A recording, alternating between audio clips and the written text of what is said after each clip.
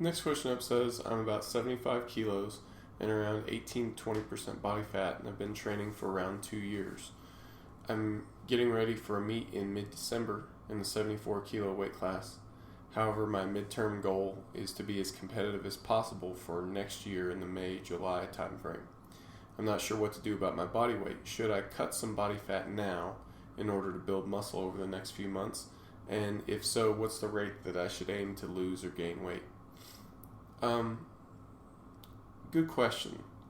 And I think what it comes back to is the relative importance of this competition to you.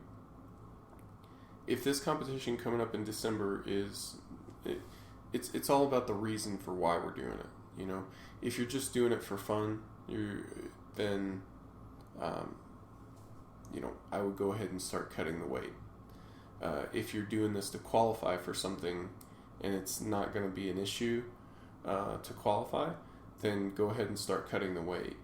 I think if you didn't have this competition, it's a no-brainer, right?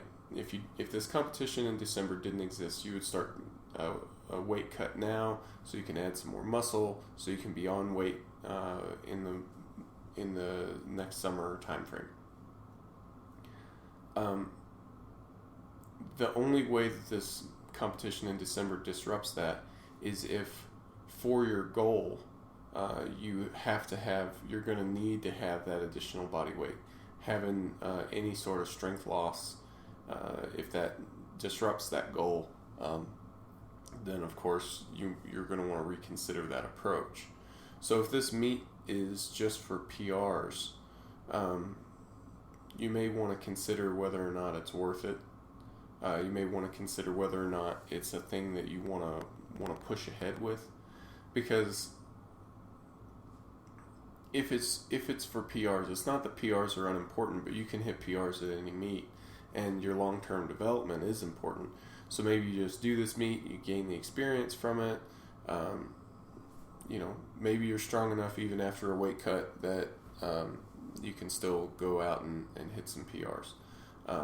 That would be the ideal situation, right? The other concern that I have is, you say you've been lifting weights for 2+ years. I'm not sure exactly what that means. I'm going to assume that that's somewhere between 2 and 3. I don't advise a whole lot of hard weight cutting in this stage.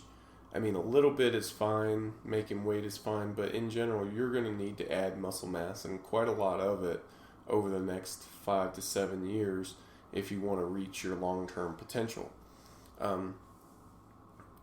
Just 75 kilos is not, the 74 kilo class is likely not where you're going to stay.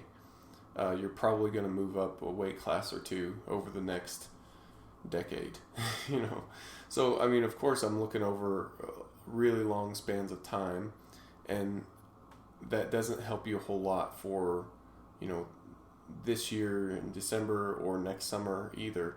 But just keep that in mind.